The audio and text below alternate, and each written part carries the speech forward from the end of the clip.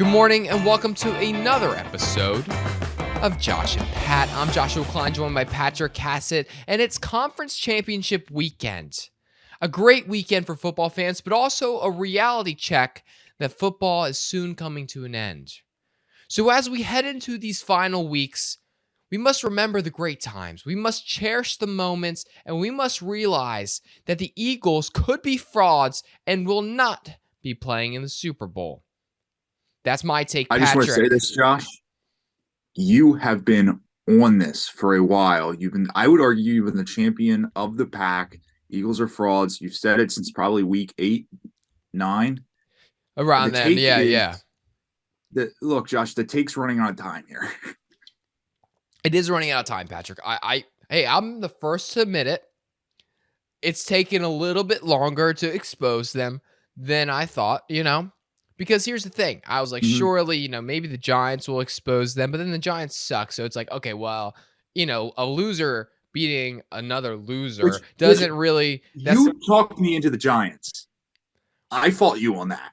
Well, listen, I thought that was the right pick. No, turns out I was wrong. Hey, but it's not my fault, They were coming off of a hard-fought game against, the number 2 seed. So... Wasn't it 3 seed? I thought Vikings were 2, right? I thought it was 3. Nonetheless, a good team, and the Eagles were sitting at home resting because they got lucky through the year. Great schedule. They didn't really have to try it all the whole time, so they were healthy, rested. I think the Eagles will be exposed in due time. I think they're frauds. Some would say, hey, you're playing an NFC championship game. That usually solidifies that you're great. No. I think the Tampa Bay Buccaneers would beat the Eagles given the chance. And that's with Tom Brady checking out private schools in Miami. Yeah, that's a tough look. Look, the Eagles, they sit here. They're the team. Everyone wants to take them to the dance, but you got some smart kids over there that are going, are we sure? Are we sure they're the right person to take to the dance? And that's what you're saying with them being frauds. I agree, because I do like the Niners this weekend. I think the Niners, look, I know you're going to back it up here with some stats. Brock Purdy may never lose a football game ever again. Listen, I am no math magician. Here's what I do know. Sometimes stats and correlation is equal to causation. And sometimes when something happens 100% of the time, that means that there's a 100% chance of it happening. Brock Purdy's never lost a game. That's what I do know, Patrick. I know that he is undefeated. Now, if this trend continues, he will be the first quarterback to never lose a game in the history of quarterbacks. Well, and think of it like this, Josh. What if he never starts again after this year? He goes to the Super Bowl and he just somehow never is a starting quarterback again. Imagine that. I'd argue if Brock Purdy wins the Super Bowl this year, he could just retire. Would we put him in the Hall of Fame? Would we put him in the Hall of Fame? I'd say he has a better chance of going than Russell Wilson. Yeah, I mean, some would argue he would be the greatest of all time because of his winning percentage. He's like, yeah, so sure, Tom Brady, 7 Super Bowls. He lost a lot of Super Bowls. I mean, you lose 3 to the likes of Eli Manning, and then, with 1 from Nick Foles. So that's not great. He's lost a lot of games. Tom Brady, I'd argue, has lost a lot of games. Tom Brady has lost more games to Eli Manning in the playoffs than Brock Purdy has ever lost a game. It's kind of like Michael Jordan, LeBron. Michael Jordan never lost in the big moment, right? Mm-hmm. And LeBron, he's lost several times in the big moment. Michael Jordan, aka Brock Purdy, has never lost in the big moment that we know of. Right, and that's the thing. And you also compare Jordan to Purdy. Jordan, he took some time off to play baseball. He comes back midseason. Purdy, he's the fill-in midseason. I mean, maybe they're the glue guys. Oh, yeah, I think that leadership that he has. Yeah, Brock Purdy, so I do think first ballot is something that we should be talking about. after this year. And it's going to be exciting for him. Though, Brock Purdy has never lost a game. You know who's never won a game versus a specific team? The Chiefs. Chiefs are playing the Bengals, and right now the conversation is loud because right now the Bengals have owned that rivalry. It's kind of like the Patrick Mahomes versus Lamar conversation when we thought Lamar was going to be that guy. Now, maybe Lamar can still be that guy. I don't know. There's some conversations about that are kind of tough to swallow as a Ravens fan. That being said, is Burrow Mahomes kryptonite? Well, but Josh, here we go. You learn back in school, you learn this thing called law of averages, right? And what we do know is that Patrick Mahomes is probably going to win his second MVP this year. So when you have a player that's that good, yeah, and yet he cannot win against Joe Burrow, can't do it. There's a couple things on the table, right? What are they? Is Joe Burrow just that good? Or is there a law of average that, boom, Patrick Mahomes, you got to take him this weekend? Now, here's what I'll tell you about stats, Patrick.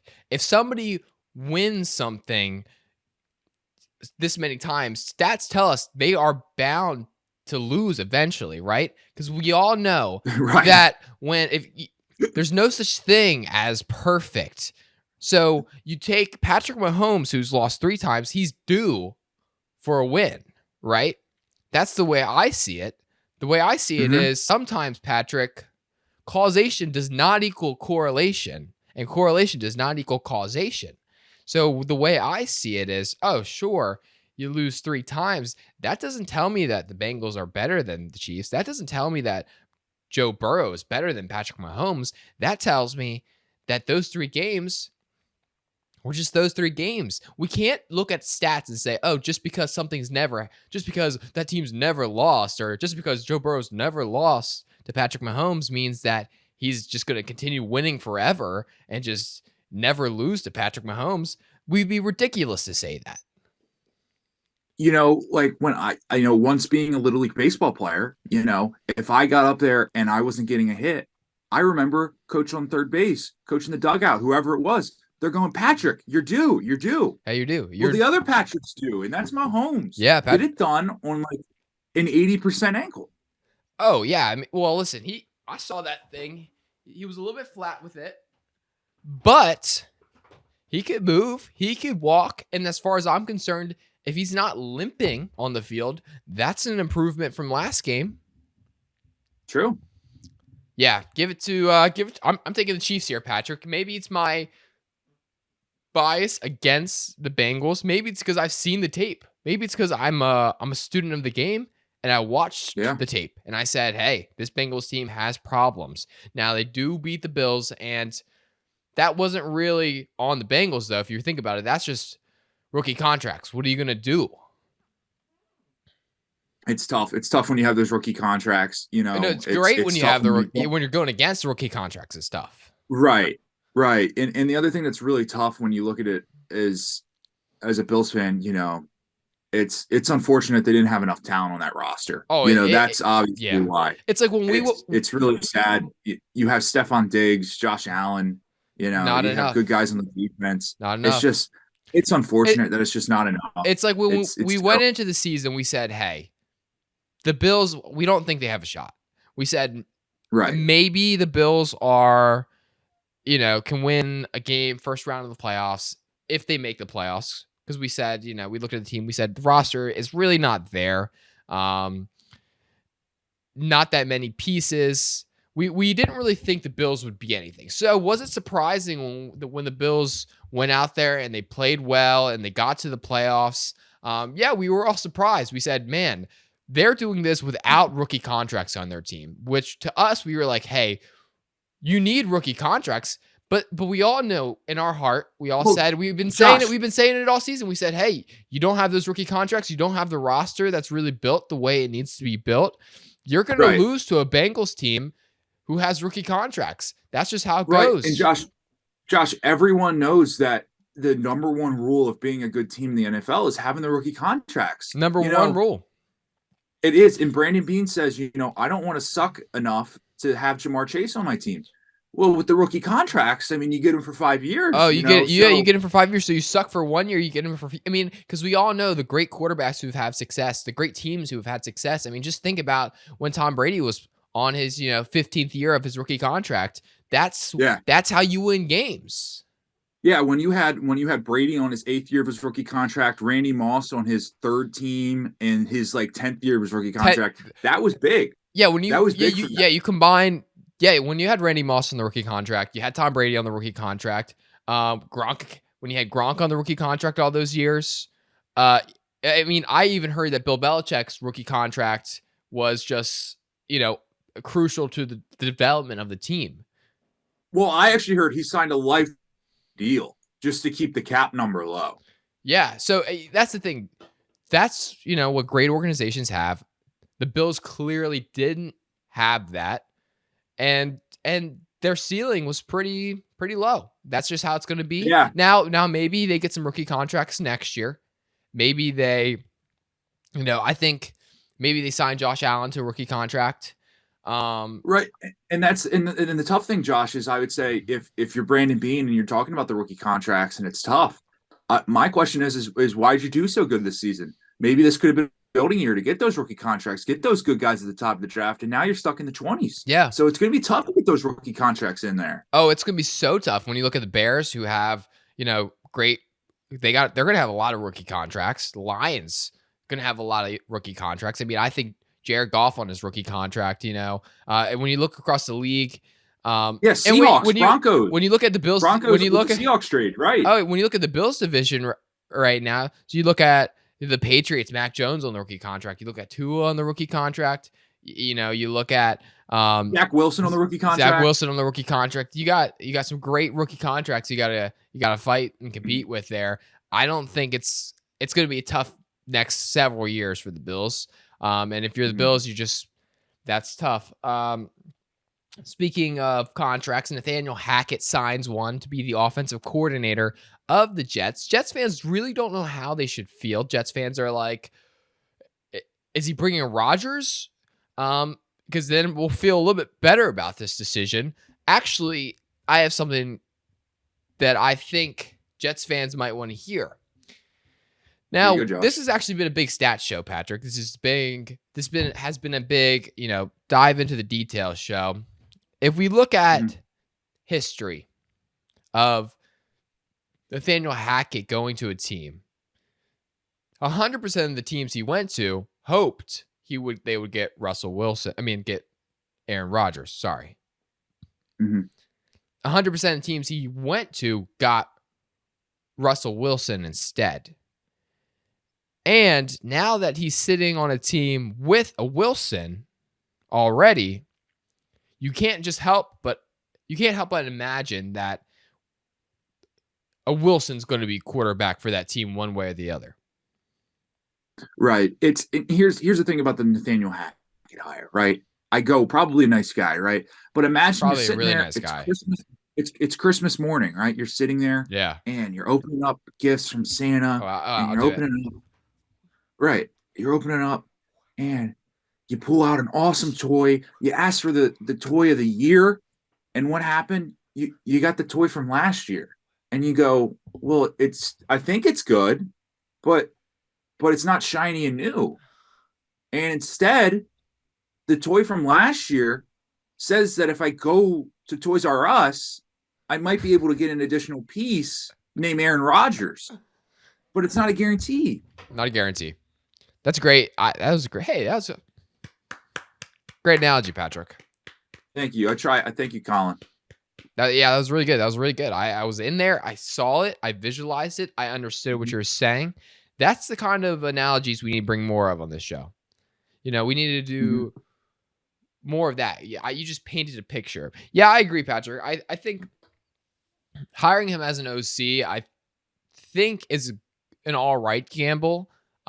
Just because I know he's had success at 2 other teams as OC. That being said, after the debacle of last year, it would be very hard for me. Like, if the Ravens were like, hey, Greg Roman gone, we got somebody even better. we got a guy named Nathaniel Hackett. How do you think that that interview went? Like Hackett went into the office and was like, he sat down, and Gary V's in the room, and I'm sure you got some other New York legends in there, and what does he pitch? He goes, so last year, we I had Russell Wilson, and they're like, he's a potentially a Hall of Fame quarterback. Mhm. Well, no, but you saw tape. He was not good. Well, do you remember those times at the Packers? Those were really good times. And they're like, didn't you have Aaron Rodgers then? It's like, Right. oh, Well, well, but Josh, what? Remember that time when I had at the Jaguars with Blake Bortles? Yeah, and thank you. they're like, oh, okay. How many years ago was that? He's like, I don't know. Like he's like 1.5 years ago, pretty much. Like that was basically Yeah. yesterday. And they're like, oh, yeah. Blake Blake Bortles, Zach Wilson, that's comparable. Yeah, yeah. But they're like, I don't know if that's enough to get you the job. And he's like, I'll get you Rodgers. And they're like, you can do that? He's like, yeah.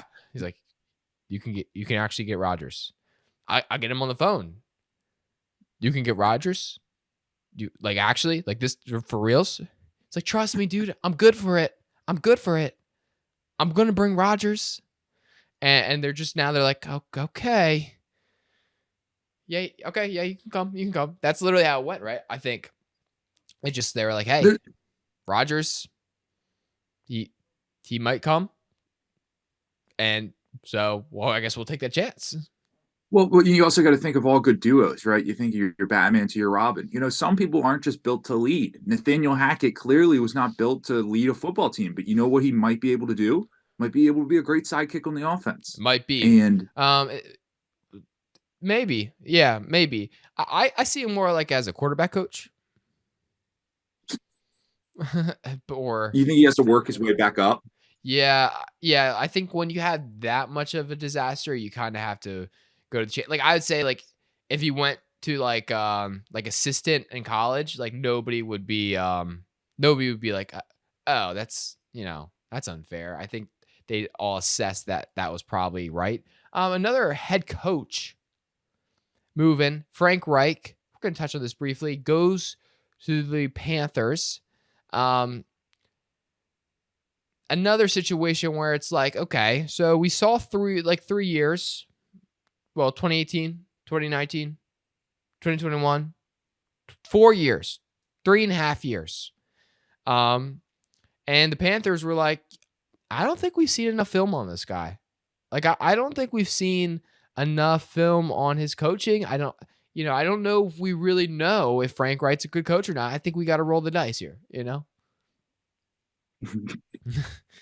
Frank Reich is shout out to Jake Luke. Sometimes you got to go backwards to go forward. Yeah. And you bring in your first quarterback.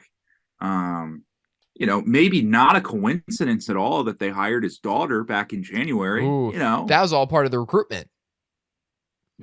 They said, hey, Frank Reich, after coaching and the great job he did for the Colts, he's going to be in such high demand for a head coaching position this offseason. We got to get a leg up on the competition. We gotta because he's gonna have his choice. He can walk into any room. He could walk in to the Steelers, and the Steelers would be like, "Yeah, Tomlin, yeah, get out of here. We're gonna bring in Frank Reich." That's the kind of power that Frank Reich has right now. And so they're like, "Here's what we're gonna do. If we get his daughter here, it's gonna be like, hey, guess what? We got your daughter," and he's gonna be like, "Well, I gotta go now." Well, in all seriousness, Josh, I mean, you look at it, and I'd say if we had a graph. It's you have Frank Reich and he gets fired and then the stock plunges, right? You're like, oh, this guy sucks, right? But then I would argue the stock really rose again for Jeff Saturday when he took over because you realized wow, Frank Reich is a capable head coach. Well, I don't know if we should use Frank or Jeff Saturday and our quarterback or our head coaching comparisons. TBD though. TBD. on Saturday. So we'll find out. We'll find out. Patrick, moving over to basketball for a second. Ben Simmons last night.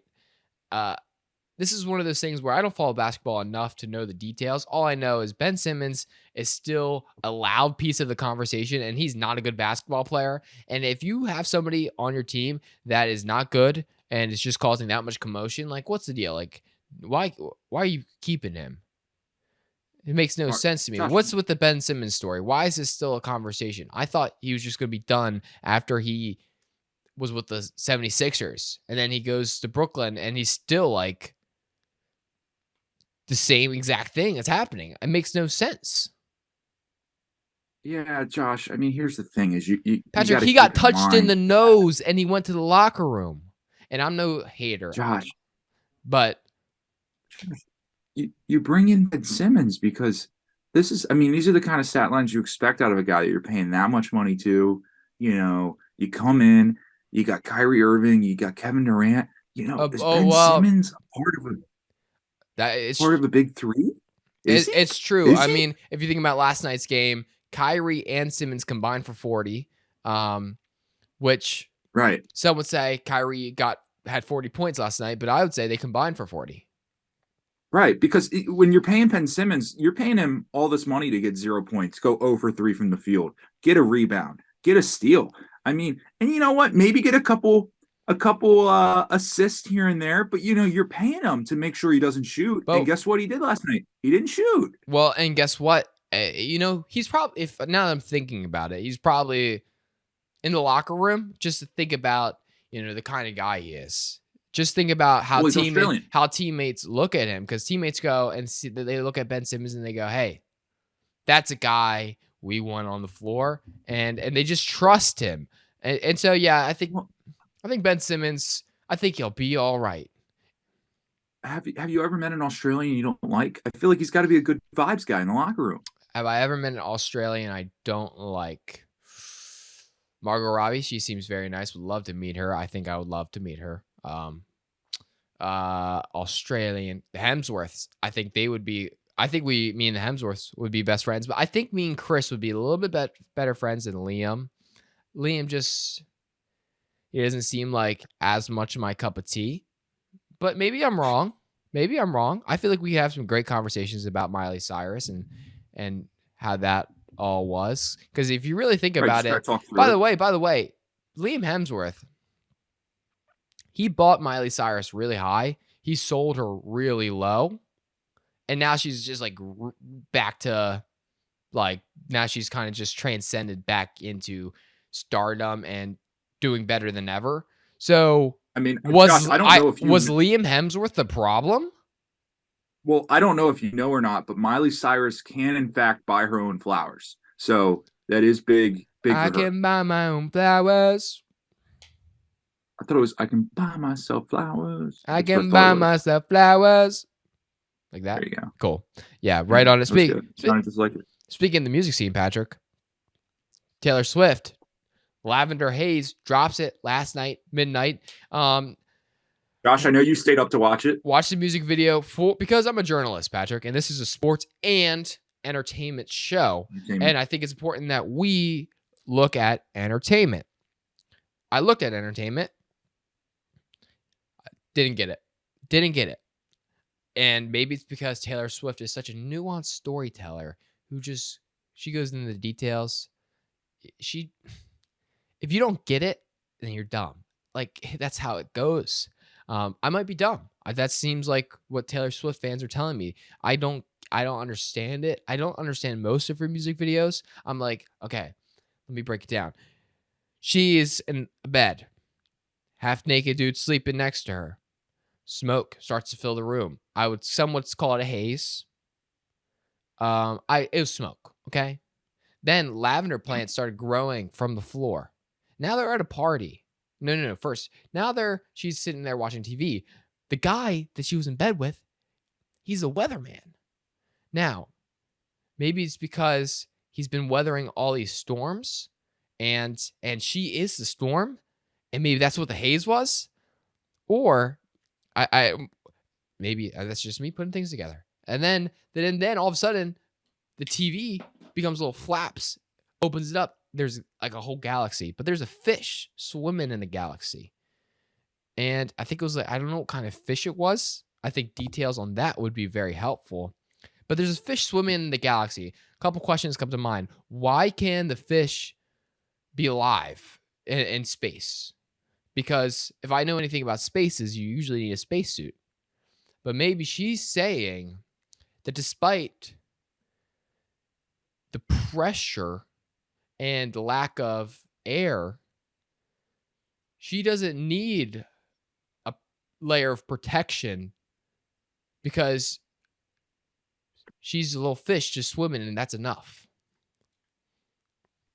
That was great analysis there. Then she's in a party. A lot of people there. It doesn't look like it's. I can't tell what era it is because for some reason I was feeling 90s, but maybe I'm wrong. But it's probably 2020s if I had to guess. And they're just hanging out at a party. PDA to the max. She's holding her. They're holding each other. Nobody else in the party seems to be in a relationship, and they're just all doing their own thing.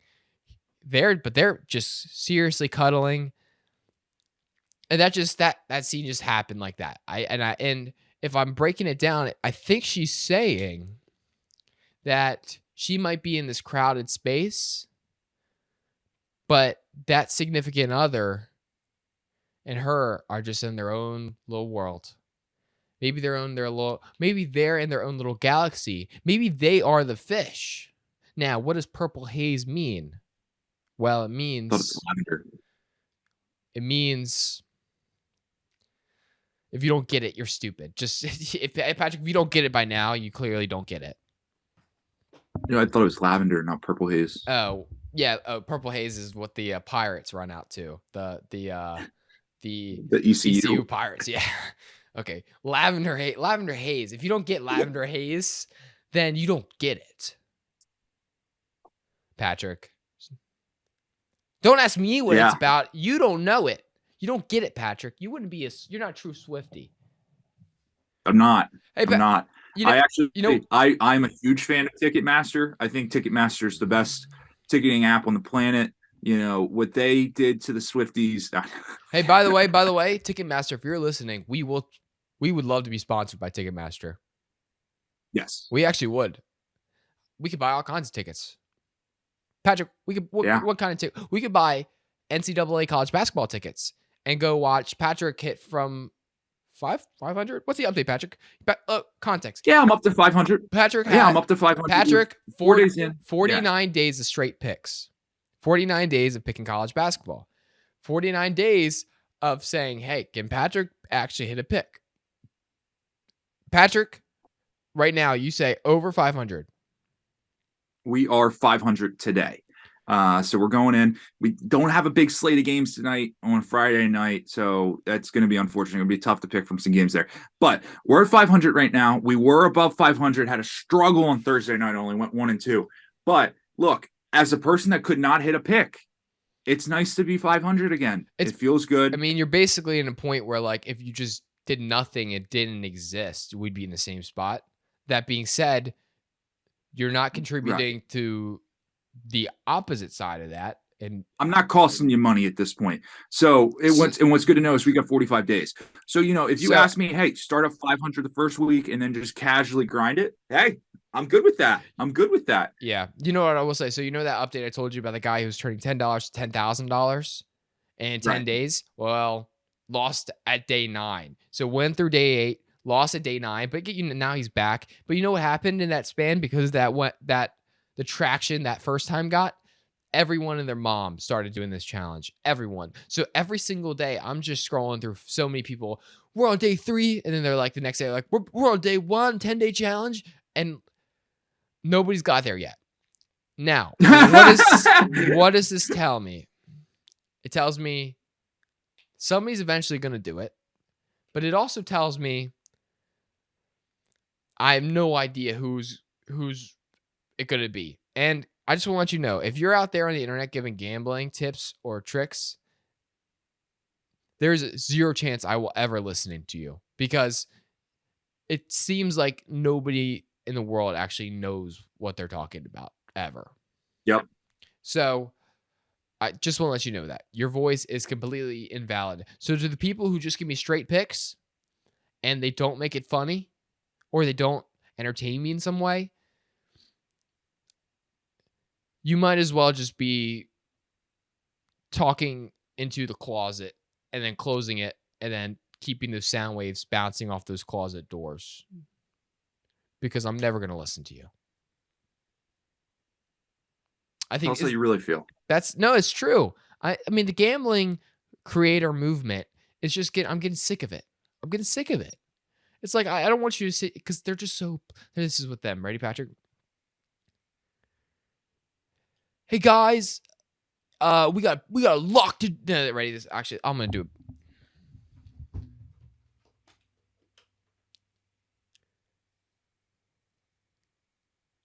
What's up, guys? We got a lock today. It's a serious lock. We're gonna steal all of Vegas's money.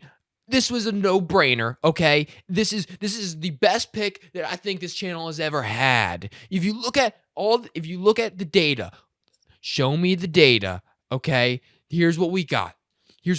We got No Name College -3.5. Okay, if you don't think they're scoring more than 3.5, if they don't think they're winning by 15 points, you're an idiot. They might win by 33 points. Okay. And now I know that, Crossroad Community College in Denver is they haven't really performed to the ability that people thought they were going to perform. But this is, I mean, if you're not following along, this is a lock. Hammer it, and we're gonna win some serious money. That's them. That's all of them. That's good, Josh. It's good. Nothing like this. Now let me show you how it's really done. It's week 16 of the NFL, and time for another episode of Picks and Pancakes. Let's see if I can recall one here. Ready?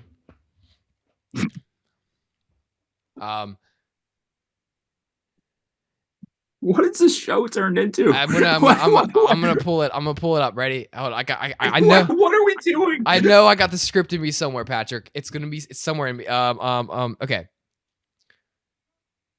Browns versus Texans. And no, it's Browns versus Texans, and all eyes are going to be on one. Nah, there's not in me. I can't remember a single script, Patrick, from any of the Picks and Pancakes. Josh, I hope you understand. The last 5 minutes of the show has just been us just trying to just be happy for you. It's like you've just gone off the rails. Hey, what do you mean? It's not in 5 minutes. I've just been making a point. Fine, whatever. Well, we're going to wrap it up there. This is back half content, Patrick. This is what we do, back half content. Okay, well, Patrick, we're rooting for you. 49 days. You basically just dogged me, right, for giving picks. And then that wasn't targeted at you, Patrick. It felt pretty targeted, yeah. I'm just saying the people, there's certain people that I was thinking of in my brain. Not you. Because you're at 500, so you're not a loser. It's true. I'm not a loser. I'm not a winner, but I'm not and you're not loser enough like me where I'm completely a loser, where if you just fade me, you'll make so much money. Right. So it's like I'm actually on the better, because if I lose every pick, that's you want to be on that side. Except for the playoffs. You want to tail me in the playoffs. Undefeated in the playoffs.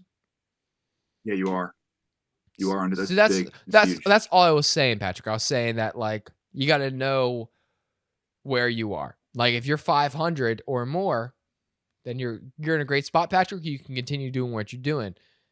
If you're completely defeated, wait a second.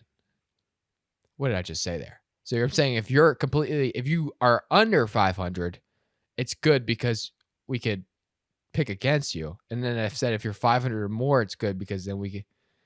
So if you're under 500, it's good. If you're 500 or more, it's good. Wait a second. Wait a second. We just figured out Vegas. So am I just? So it doesn't matter. Is everybody good then? This is like us coming up with our NIL deal, where it was like, yeah, let's just get other people to pay the players. So wait a second. So everything I just said was just negated by what I said following that. Yep. Okay. That's usually how the show goes, though. So I'm expecting that at this point. Well, that's great. You talked yourself in a complete circle, Josh. Okay. Well, that's great. Okay. Well, then you're in a great spot, Patrick. Okay. Because which category are you in? Are you in losing or are you in 500 or more? 500 or more. But the thing is some people would argue it's tougher to be just 500. Yeah. I mean, that's true. That's true. Wow. Great news, Patrick. Well, Patrick, I hope you have a wonderful day. This has been great. As always, make sure you guys go to picksandpancakes.com to watch and listen to all of our content, read some blogs, some good content. That's where you can find Patrick's 49 Days of Picks. Also, make sure you guys leave us 5-star on Spotify if you're listening on this on Spotify or Apple Music or whatever platform you have. If they have a star ranking system, we want to be 5. Okay. And if any of you screws this up for us and puts us like at 4 or 3 and ruins the average, well, guess what? You're dead to us. You might as well not listen to the podcast. Next thing you should know is that we got less than a minute left. Okay.